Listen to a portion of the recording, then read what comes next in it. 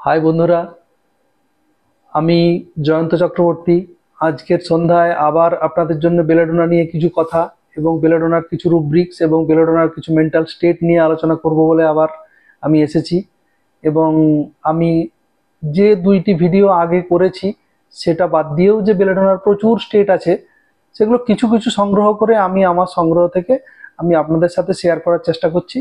এবং ওই স্টেটগুলো দিয়ে আবার আমরা নতুন করে ওই বেলেডোনাকে সিলেকশন কিভাবে করব এবং তার অরিজিনালি মানে কেমন হবে সেগুলো বলার চেষ্টা করছি।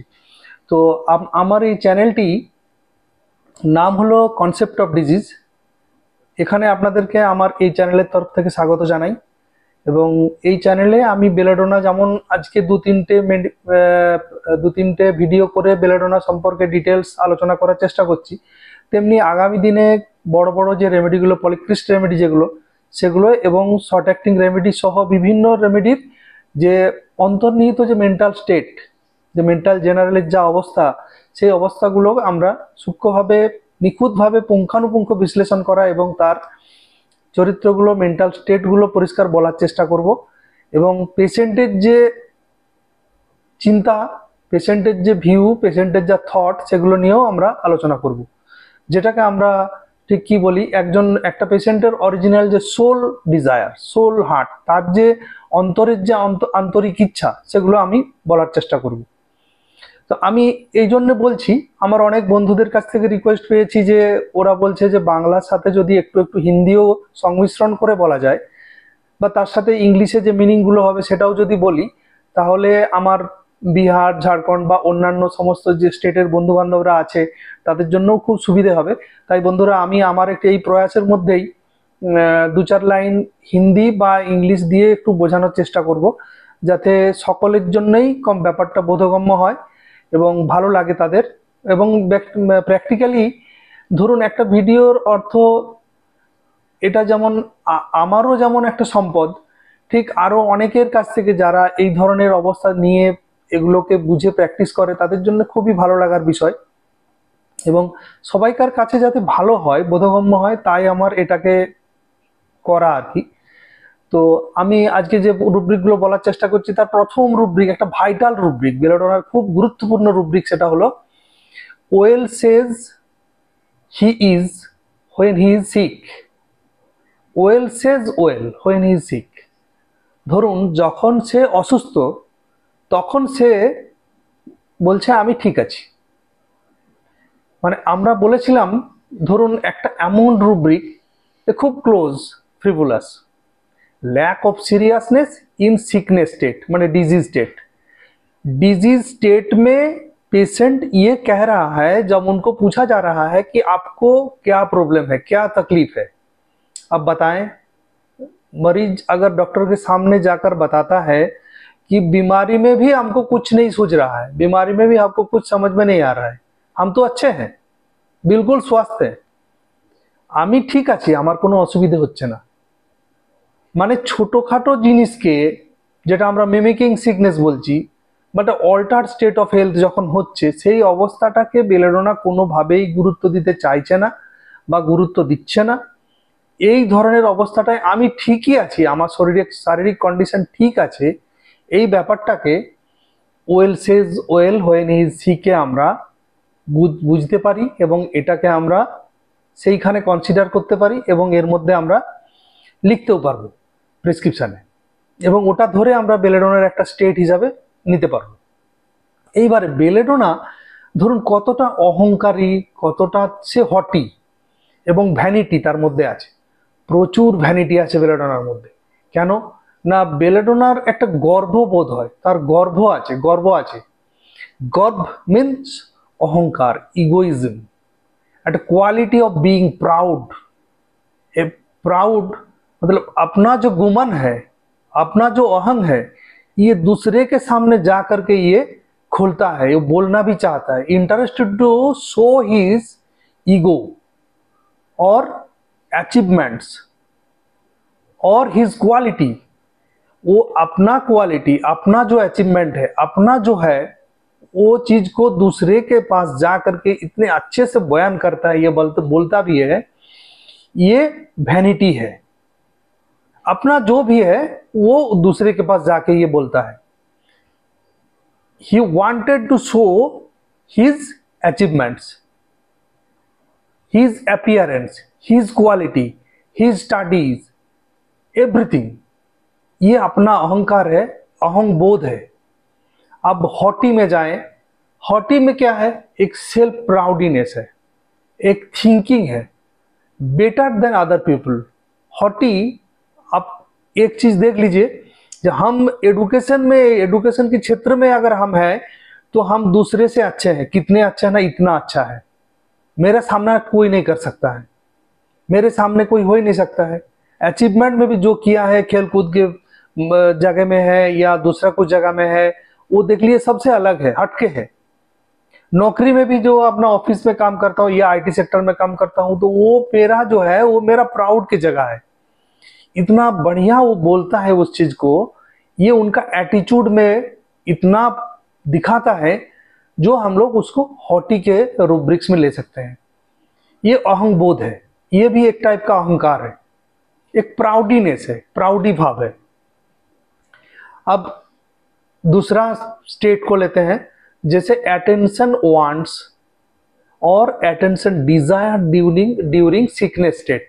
जब बीमार होते हैं मरीज तो अटेंशन डिजायर, अटेंशन मांगता है, अटेंशन वांट्स, अटेंशन चाहता है। मतलब बीमार की स्थिति में धरुन रोगी বাড়ির মধ্যে শুয়ে আছে, তার বাড়িতে যে অন্য অ্যাটেন্ডেন্টস আছে, যে সমস্ত কাজকর্ম চলছে সারা দিন ভর যা হচ্ছে, সেই অবস্থাতে তাকে কতটা গুরুত্ব দেওয়া হচ্ছে, তার পথ্যর ব্যাপারে কতটা গুরুত্ব দেওয়া হচ্ছে, তার খাওয়া দাওয়ার ব্যাপারে কতটা গুরুত্ব দেওয়া হচ্ছে, তার ব্যাপারে বাড়ির লোক ততটা ওরিড কিনা, চিন্তিত কিনা, এই ব্যাপারটা নিয়ে কিন্তু পেশেন্ট অ্যাটেনশন চায়। মানে মনোযোগটা যাতে অন্য দিকের থেকে সরিয়ে তার উপরে দেওয়া হয়, সেটা সে কিন্তু ডিউরিং সিকনেস স্টেটে সেটা সে শো করতে চায় এবং পেতে চায়।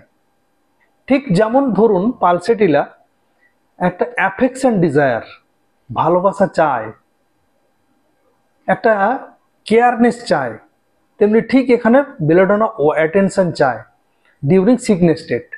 তো এই অ্যাটেনশনটার জন্য সে কি করে, সে দেখবেন হুইনিং, গ্রোনিং অ্যান্ড মোর্নিং বলে একটা স্টেট আছে। যেমন ধরুন পেশেন্ট অসুস্থ হলেই একটা মনের মধ্যে থেকে, মুখ থেকে একটা শব্দ বেরিয়ে আসছে। এই শব্দটা দিয়ে কিন্তু পেশেন্ট বোঝাতে চায় সে কতটা অসুস্থ, কতটা কষ্টের মধ্যে আছে। এই কষ্টটা বোঝানোর জন্য কিন্তু এই শব্দটা সে মুখ থেকে বের করে, একটা abnormal sound during sickness state. এইবার ধরুন আরো একটা জিনিস আমরা এর সাথেই আলোচনা করি, যেটা হলো indifference alternate with sensitiveness. Indifference means মানে ডিউরিং সিকনেস বা ডিউরিং ডিজিজ স্টেটে পেশেন্ট মনে করছে যে আমার কিছু হয়নি, indifference, making no difference. Those sickness disease is present inside the patient, though the patient not caring. That means that is not making any difference in the patient's mind. Patient का मन में जो भी है वो चिंता का छाप नहीं ला रहा है, चिंता नहीं ला पा रहा है। इसका मतलब है कि आप पेशेंट का कोई डिफरेंस नहीं आया है, अब तक उसको डॉक्टर खाना जाने का कोई मतलब मन में आया ही नहीं, डॉक्टर के पास जाना पड़ेगा ऐसा मजबूरी नहीं आया है, लेकिन बीमारी तो है, दिख रहा है। अब lack of interest towards something, indifference মানে উদাসীন হয়ে জায়গাতে। ইনডিফারেন্স মানে হলো উদাসীন, মানে আমার কোনো রকম ইচ্ছা নেই, ল্যাক অফ ইন্টারেস্ট। এইবার সেন্সিটিভনেস, যদি আমরা যাই অল্টারনেট উইথ সেন্সিটিভনেস। সেন্সিটিভনেস কখন?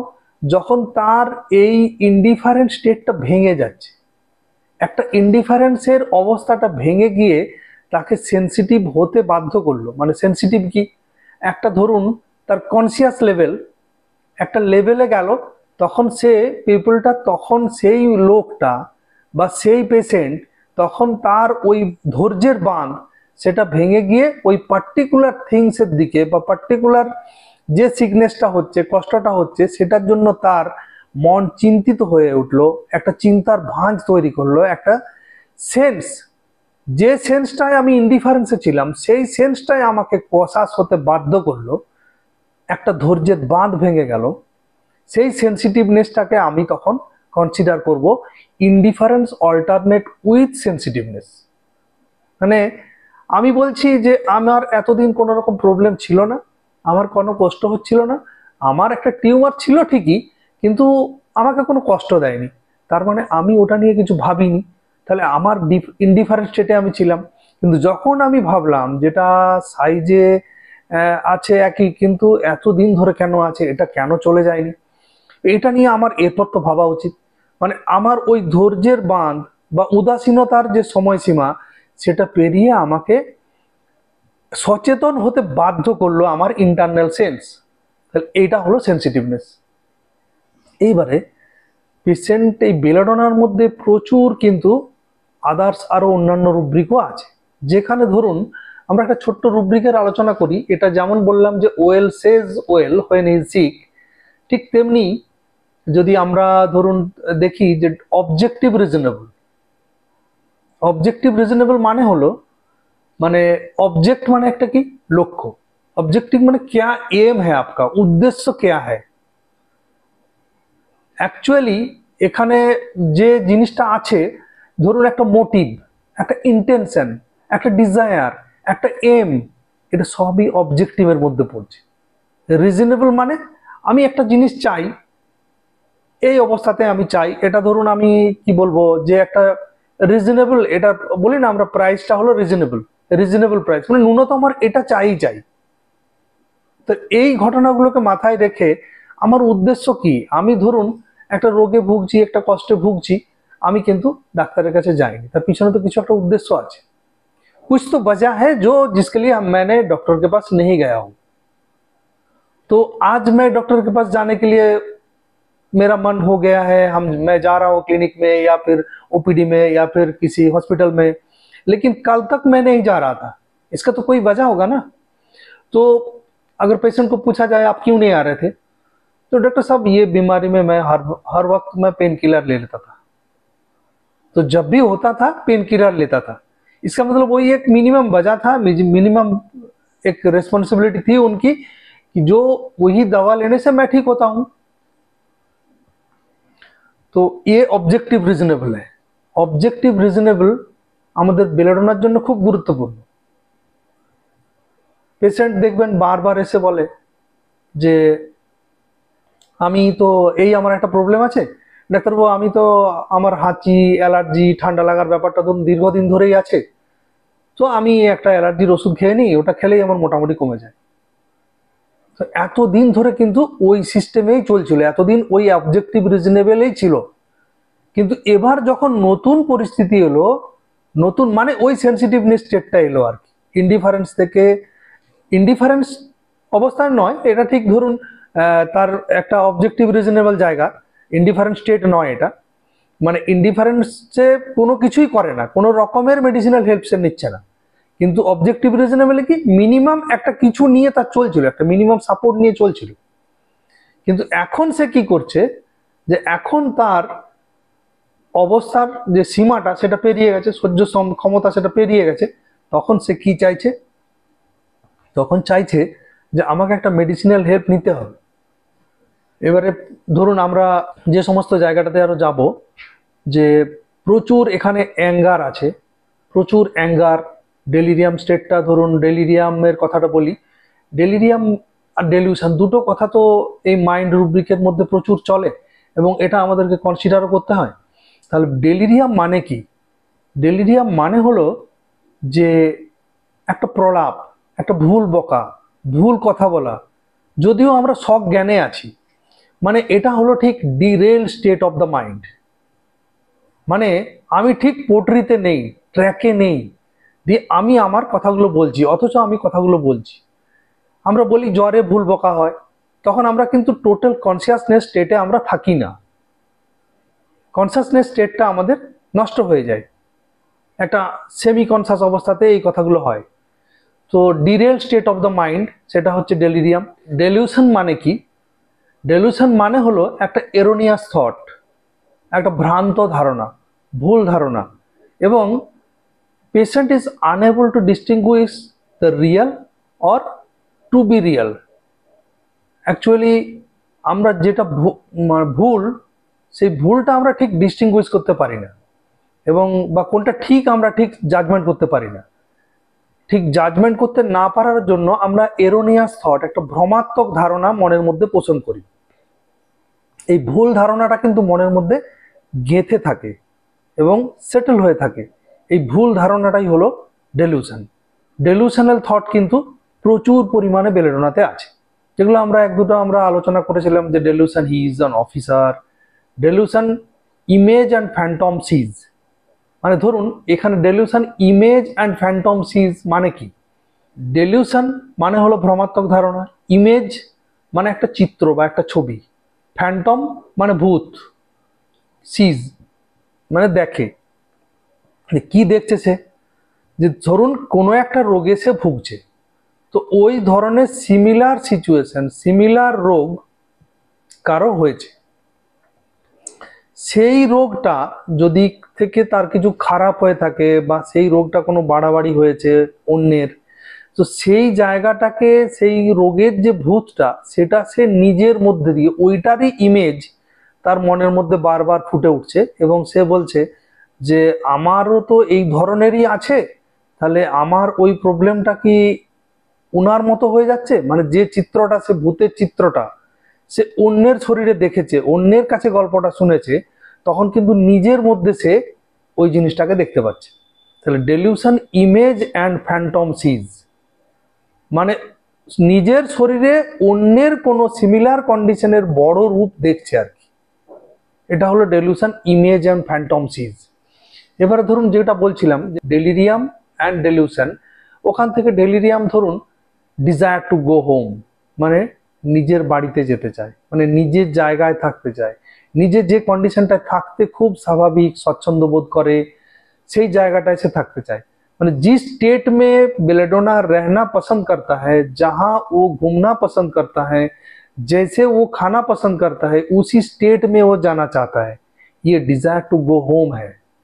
जैसे अगर ब्रायनिया मान लीजिए, ब्रायनिया काम करना पसंद करता है, बीमारियों की स्थिति में भी काम करना पसंद करता है, जब तक वो कर सकता है तो वो desire to go home, that means his work activities, ये उनका घर है, उनकी ऐसी जगह है जहां पर वो जा करके आराम महसूस कर सकता है।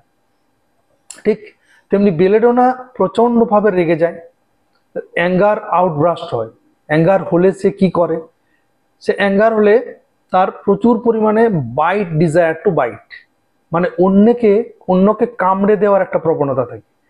পুল আউট অফ হেয়ার, অন্যের চুল টেনে দেওয়ার একটা ব্যাপার আছে। ফায়ার সেট থিংস অন, মানে অন্য কিছু জিনিসে আগুন ধরিয়ে দেবো। কোনো সেট থিংসে, একটা সেটিং থিংস একটা জায়গায় করা আছে, ওখানটায় আগুন ধরিয়ে দিল। মানে এই যে ডিস্ট্রাকটিভ মেন্টালিটিগুলো, এগুলো কিন্তু বেলেডোনাতে একটা একটা করে পরিষ্কারভাবে দেখতে পাওয়া যায়। আমরা ছোট বাচ্চাদের অনেক ক্ষেত্রে দেখি যে গার্জেন এসে বলছে, দেখুন স্কুলে পাঠাচ্ছি, স্কুলে তো প্রচুর কমপ্লেন করছে, ছেলে অন্য ছেলেকে ধরে কামড়ে দিচ্ছে, এবং এটা আমি কি করে মানে সমাধান করি বলুন তো? तो बच्चे का दिल में है, अगर उसको गुस्सा आता है तो दूसरे को वो दांत से काट देता है, या हाथ में हो या पैर में हो, कहीं पर हो। तो काटने का जो तमन्ना है, काटने का जो इच्छा है, ये बेलेडोना में बहुत ज्यादा पाए जाते हैं। Bite, desire to bite, strikes, वो दूसरे को कहीं पर इंजुरी करना भी चाहता है, स्ट्राइक करना चाहता है। आघात कराटा बेलेडोनार इच्छा। তাহলে বেলেডোনা এবার আস্তে আস্তে আস্তে আস্তে এই যে অ্যাঙ্গারটা আস্তে আস্তে ভায়োলেন্ট অ্যাঙ্গারে পরিণত হয়, যেটা ধরুন অ্যাঙ্গার ভায়োলেন্ট। আমরা দেখেছি এখানে বেলেডোনায়, যখন আমরা ক্লাসিক্যালেও পড়তাম আর এখনো পড়ছি, এখানে ধরুন ফিউরিয়াস ডেলিরিয়াম আছে, ওয়াইল্ড ডেলিরিয়াম আছে, মানে একদম বন্য পশুর মতো আচরণ করতে শুরু করে, ফিউরিয়াস ডেলিরিয়াম। এই যে ভায়োলেন্ট ডেলিরিয়াম মানে অ্যাঙ্গার যেখানে তার এমন একটা মাত্রায় পৌঁছে যায়, মানে সে তখন কি করে, তার মধ্যে একটা great physical force, extreme power, intensity of great intensity of emotions outbreak হয় এবং ইনক্লাইন টু রিয়াক্ট ভায়োলেন্টলি। তখন সে জোর করে কিছু করতে, ভায়োলেন্ট হয়ে কিছু একটা আঘাত করতে বাধ্য হয়। এই যে তার বাধ্য হওয়া সিচুয়েশনটা সে নিজে কন্ট্রোল করতে পারে না, এই আউটবাস্ট অফ অ্যাঙ্গারটাকে সে কোনোভাবেই কন্ট্রোল করতে পারে না। এটা হচ্ছে তার ভায়োলেন্ট অ্যাঙ্গারের কিছু নিদর্শন। এইবারে ধরুন রেগ যে আছে, রেগটাও কিন্তু ভায়োলেন্ট অ্যাঙ্গার। ভায়োলেন্ট অ্যাঙ্গার মানে uncontrollable anger, unable to control it. Anger with shouting, প্রচুর রেগে যে প্রচুর চিৎকার করে ওঠা, সীমাহীন চিৎকার করছে, মানে ঘরের মধ্যে থেকে বাইরে থেকেও সবাই শুনতে পাচ্ছে যে প্রচুর চিৎকার করছে। এবারে ধরুন এখানে সে কি কি করে বসে, কি কি ইভেন্ট তার মধ্যে আমরা দেখতে পাই। যেমন ধরুন স্ট্রাইকিং হিম ইমাজিনারি অবজেক্ট, একটা কোনো একটা জায়গায় সে আঘাত করে চলেছে। এবং স্ট্রাইকিং বাইস্ট্যান্ডার্স অ্যাট, মানে ধরুন পাশাপাশি কেউ দাঁড়িয়ে আছে, বাইস্ট্যান্ডার্স মানেই হলো a man who is standing near him, যে পাশে দাঁড়িয়ে আছে তাকেই আঘাত করে দিল, তাকেই আঘাত করলো। স্ট্রাইক ডিজায়ার টু স্ট্রাইক, মানে জোর করে আঘাত করছে, মনের মধ্যে সবসময় তার আঘাত করার একটা ইচ্ছে হচ্ছে। এবং knocking his head against the wall, আঘাতটা মাথাতে গিয়ে দেওয়ালে ঠুকছে। কোনো রাগ, ছোট বাচ্চা, ছোট ছোট বাচ্চাও এটা করে। ধরুন গার্জেন এসে বলছে যে বাচ্চা একটু রেগে যাচ্ছে, রেগে গেলে ও নিজের ইমোশনটা কন্ট্রোল করতে পারে না, দেওয়ালে মাথা ঠোকে, অনেকবার মাথা ফুলিয়ে নিয়েছে। তো এটা আমরা ধরুন এই রেগের এক্সাম্পলে বেলেডোনাতে নিতে পারি এবং এই ক্ষেত্রে আমরা বেলেডোনা ওই জায়গা থেকে প্রেসক্রিপশন করতে পারি। এগুলো হলো ডিস্ট্রাকটিভ অ্যাঙ্গার, প্রচন্ড ধরুন ধ্বংসাত্মক রাগ, ছোট ছোট জায়গায় থ্রোয়িং থিংস পারসন অ্যাট, বা ধরুন spite desire to on the faces of people, লোকের মুখের দিকে থুতু ফাপড়ে দেওয়া। এটা ঠিক আরো অন্যভাবেও হয়, সে ধরুন এর মেটাফরিক্যাল মিনিংও আমরা নিতে পারি। এমন একটা কাজ করলো যে তার মুখের উপরে উত্তর দেওয়ার জায়গায় তাকে অপমান করা হলো, তখন কিন্তু তার মুখে থুতু দেওয়াই হলো। যে তার ধরুন একজন সম্মানীয় ব্যক্তি, সে কিছু একটা ভুল করেছে বা আমি রেগে গেছি, সেই রাগটা আমার প্রত্যুত্তর দিতেই হবে আমার, তখন আমি এমন একটা কাজ করলাম, তাকে বুঝিয়ে দিলাম যে আমি তোমার মুখে থুতু দিলাম।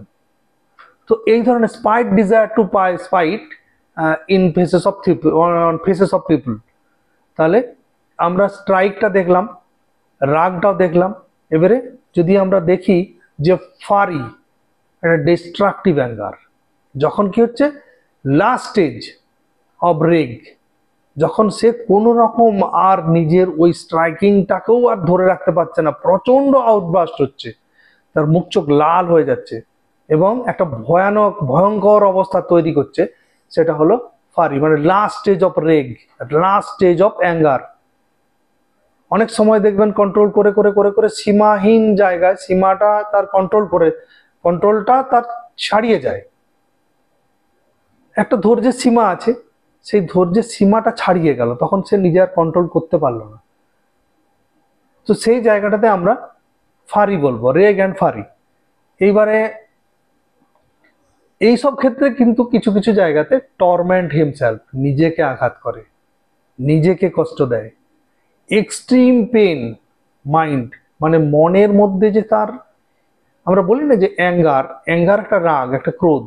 অ্যাঙ্গুইশ কি, একটা মানসিক পীড়া, মনের কষ্ট। Physical and mental both stress keeping in the mind, আমি মনে যখন সেই রাগ বা ক্রোধটাকে পোষণ করে ধরে রাখছি, সেটা হলো অ্যাঙ্গুইশ। তাহলে টর্মেন্ট একটা এক্সট্রিম অ্যাঙ্গার, এক্সট্রিম পেইন, সেই টর্মেন্ট স্টেটটা আমার মনের মধ্যে থাকছে। তাহলে tormenting, I am tormenting myself, मैं खुद को पीड़ा दे रहा हूं, मैं खुद को कष्ट दे रहा हूं, ये टॉर्मेंट हिमसेल्फ, सेल्फ टॉर्चर, अपने आप को कष्ट देना। এই থ্রোয়িং থিং পারসন অ্যাট, ওখান থেকেও টর্মেন্ট হিমসেলফ, তারপরে হলো সেলফ টর্চার, মানে প্রচণ্ডভাবে নিজেকে কষ্ট দেওয়া, নিজের উপরে আঘাত করা, এই ধরুন হেড যেটা ছোট বাচ্চা যেটা করে সাধারণত এবং বয়স্করাও করে থাকে, মাথায় আঘাত করা নিজে রেগে গিয়ে, এটাও কিন্তু টর্মেন্ট হিমসেলফের মধ্যেই আসবে।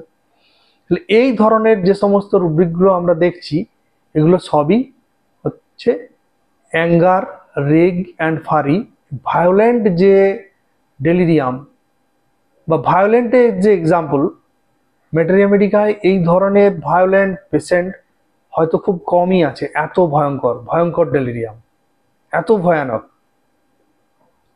এবারে ব্রুডিং আছে, অনেক সময় সে নিজেই ব্রুড করে মানে বিড় বিড় করে কথা বলা, brooding on the events, brooding from the disappointment.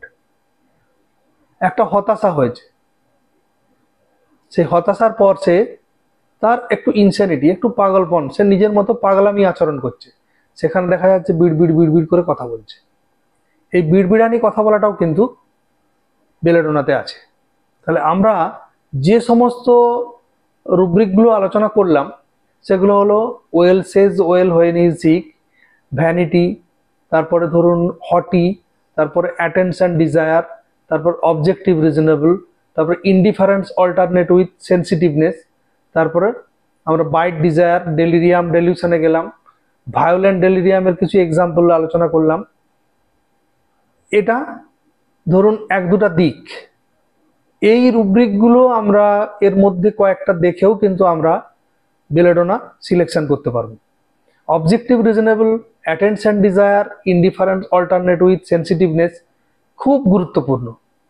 এবং এই ধরনের ধরুন মেন্টাল স্টেট, এই যে অ্যাঙ্গার বা ভায়োলেন্টের যে মেন্টাল স্টেট, এগুলো সচরাচর তো পাওয়া যায় না, কিন্তু পাওয়া যেতেই পারে। তো অবজেক্টিভ রিজনেবল প্রায়শই যদি একবার আমরা সঠিকভাবে অবজেক্টিভ রিজনেবল বুঝতে পারি তাহলে আমরা বুঝতেই পারবো এবং সেটা থেকে প্রেসক্রিপশনও করতে পারবো। তো বন্ধুরা, আজকে বেলেডোনার যেটুকু স্টেট বললাম আজ এ পর্যন্তই। আবার বেলেডোনার কিছু নতুন সংগ্রহশালা থেকে আরো কিছু বিভিন্ন বই থেকে স্টাডি করে আবার পুনরায় আমি আপনাদের সাথে হাজির হব। আপনারা এই রুব্রিকগুলি দেখুন এবং মেন্টাল স্টেটগুলি দেখুন এবং ভালো লাগলে লাইক করুন, শেয়ার করুন এবং অবশ্যই কমেন্ট করুন। কমেন্ট করলে কি হবে, যে জায়গাটা ধরুন ক্লিয়ার করা গেল না বা যে জায়গাটা আমরা খুব পরিষ্কার হলাম না, পুনরায় সেটা নিয়ে আলোচনা করা যেতে পারে। ঠিক ধরুন এটা আমাদের ক্লাসের মতো, যাতে আমিও শিখছি আপনিও শিখছেন, এরকম ভাবে আমাদের একটা নিত্য যোগ গড়ে উঠবে, নিত্য সম্পর্ক গড়ে উঠবে। এবং আমি চাই যে এটা হোমিওপ্যাথির আমাদের একটা দীর্ঘ পথ, তো আমাদেরকে চলতেই হবে একসাথে এবং এক মনে এক ভাবনা নিয়ে। তো এইভাবে আমরা হোমিওপ্যাথির সমৃদ্ধি করতে পারবো। কারো একজনেরও যদি কাজে লাগে এবং কেউ যদি এটা থেকে উপকৃত হয়, তাতে আমি নিজে উপকৃত এবং ধন্য বলে মনে করব। এটা হলো আমার ব্যক্তিগত প্রয়াস। এবং আজকে ধরুন এই প্রয়াসটা আমি শুরু করেছি, আমি 2005-06 সাল থেকে এই মেন্টাল টেকনিকের বা মেন্টাল সিস্টেমের ট্রিটমেন্টের মধ্যে এসেছিলাম এবং ব্যক্তিগতভাবে প্রচুর সেমিনার অ্যাটেন্ড করেছি। আমার যাদের কাছ থেকে আমি ডাইরেক্ট মেন্টাল শিখতে পেরেছি তিনি হলেন ডক্টর AK মহান্তি। আপনারা হয়তো অনেকেই ওনার নাম শুনে থাকবেন, উনি স্বনামধন্য হোমিওপ্যাথ। তারপর ডক্টর নরেন্দ্র গুপ্তা, তারপর ডক্টর প্রেম শর্মা দিল্লি, এবং ডক্টর মিলিন্দ রাও মহারাষ্ট্রের। খুব দিকপাল ব্যক্তিত্ব ছিলেন এবং উনি খুব শর্টকাট প্রেসক্রিপশন করতে পারতেন মাইন্ড সিমটমের, মাইন্ড স্টেটের উপরে। তো উনাদের কাছ থেকেই আমি শিখেছি এবং আমার পথ চলা শুরু হয়েছে, আমি অনুপ্রাণিত হতে পেরেছি। তো আমি উনাদেরকে এই জায়গায় এসে অনেক আমার কৃতজ্ঞতা জানাই এবং আমি নিজেকে ধন্য বলে মনে করি। আজ এটুকু বলেই শেষ করছি। আপনারা আমার পাশে থাকুন, সাথে থাকুন। ধন্যবাদ।